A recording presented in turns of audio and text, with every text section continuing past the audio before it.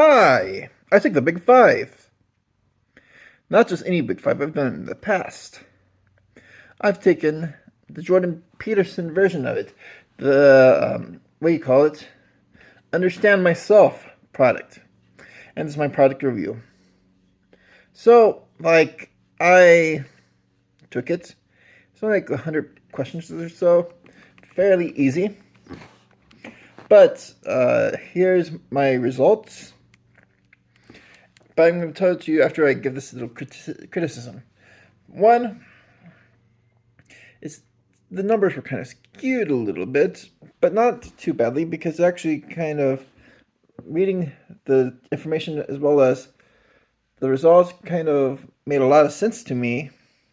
It kind of sounded a lot like me. I wouldn't agree with some of the extreme numbers, such as my poor agreeableness, being as poor as they say it was, but that doesn't matter. So, uh, here's the thing about it, though.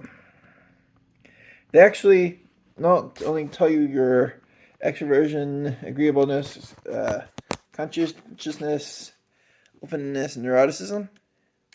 They actually give you more traits than that, which is actually pretty nice. Here's the thing about factor analysis, and I'm going to give more information about them in future videos after I research it into greater detail. When you have multiple factors, there's a higher likelihood of things being wrong. So if you're taking a personality test, that's fine. First, make sure you understand enough of the questions. Answer as best as you can. I did that with this test. But make sure that you take tests that have less factors, because the lesser amounts of factors, the more accurate it's going to be. There's a lot less they have to figure in, so the equation is not going to be so complex. So that said, the amount of factors he involves, or they involve rather, because it's not just Jordan Peterson, are compassion and politeness, industriousness and orderliness. Well, compassion and politeness for agreeableness. For conscientiousness is industriousness and orderliness. Extroversion as enthusiasm and assertiveness. Finally, also neuroticism as withdrawal and volatility. Openness, intellect, and aesthetics. Now, giving a quick rundown of what all that means. Well, with openness, that's where I actually scored the highest, but anyway. Intellect was basically tendency to like things of higher intellect. Not so much, I got close to 100, haha, I'm a genius. No, it has nothing to do with IQ. It has more to do with, loving to engage with abstract ideas. But then the aesthetics is, of course, the other aspect to it. It's reflecting in creativity, loving stuff like art and architecture, enjoying beauty, being very imaginative. It's like openness as what is usually defined when you're talking about the Big Five. Let's see here. The other one we can talk about would be the two different types of neuroticism. Volatility, the proneness to get really angry. The other one was, see what else. I have to go scroll down. Sorry about that. This is not. This is a interesting video. So, withdrawal. It's basically being impeded by anxiety and so on. So if you're if you're very anxious, you probably have a lot more withdrawal. Volatility is you're pissed off easily. There we go. So I'm not going to go down all these lists. because that would take a long time. Plus, I didn't prepare a video like that. I just want to talk about my results at this point. After I talk about, of course, I do think that this test does not really suffer a lot in terms of anything else but the skewedness. And I'll show you what I mean by skewedness. Agreeableness, 0. I agree that I'm quite a disagreeable person. I don't like to agree to disagree. I like to settle disputes. I like to think for myself. I like to basically not get emotionally manipulated. I am not very polite with people either. So my scores for compassion and politeness were pretty low. But for some reason, let me scroll down to, all right, my agreeableness is put at 0, but let's see here. I'm going to look down. Okay, compassion 0, politeness 9. So mathematically, this doesn't really make sense. Why would something be 0 when there's at least some points to it? Put it down in the comments if you want to explain that to me, because that doesn't make sense. Because like compassion and politeness are subcategories of one trait, of one factor, agreeableness. I don't understand. Okay, extroversion 5. This is actually not new to me. I actually usually get very low on extroversion because I'm an introvert, of course. My last test I took that was Big 5 related gave me 4. So actually, apparently I got better at extroversion. Conscientiousness, 13. Well, I got pretty good on the industriousness part of it, but not so good on, let's see here, I'm going to scroll down to it for you.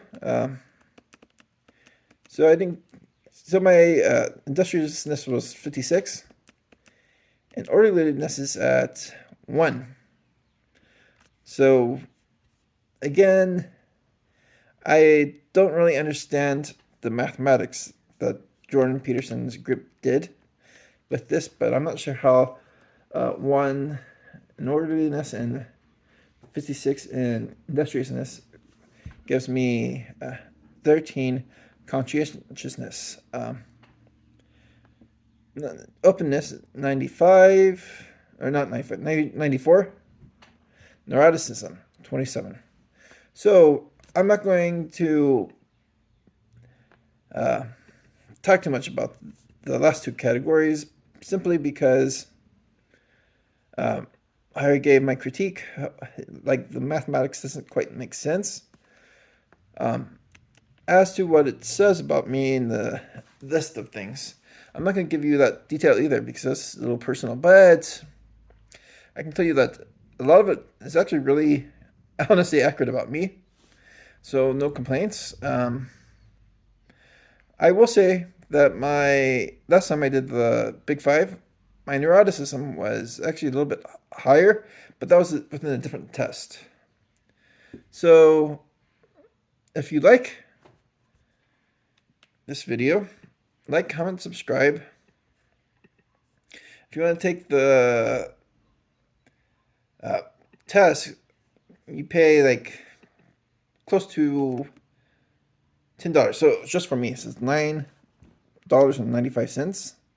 Don't worry, I'm not being paid for this. I'm giving a review of my own. For if you have a girlfriend or wife, or if you're having a boyfriend or husband, $19.90 for assessment for you, and a voucher for your partner. Assessment vouchers for your friend or just for your partner is $9.95. So those are the options which you can take. All in all, if I were to give this assessment a grade, don't worry, I'll be doing more of this if you guys like this comment, reviewing different online tests. I would have to give it a B plus, because maybe this is a harsh grade. I don't care. Well, while it was accurate about me and so on, I think that the mathematics behind it doesn't really make sense, and it wasn't like the typical um, Big Five test. It didn't just give me the traits and went with it with a vague description. It told me a lot of details, which were basically towards my results. And I think that this gives me the chance to learn about things. And I'll be honest, I get the couple report. Spent almost $20 because I wanted my girlfriend to do it. She did it, and she enjoyed it too. But the couple side actually gave me some even more creepy details, like stuff that actually made me think about things in our relationship, and stuff that was actually really accurate, that explains some of our minor disputes and so on. Stuff that we forgive each other on. But yeah, that was fairly fascinating.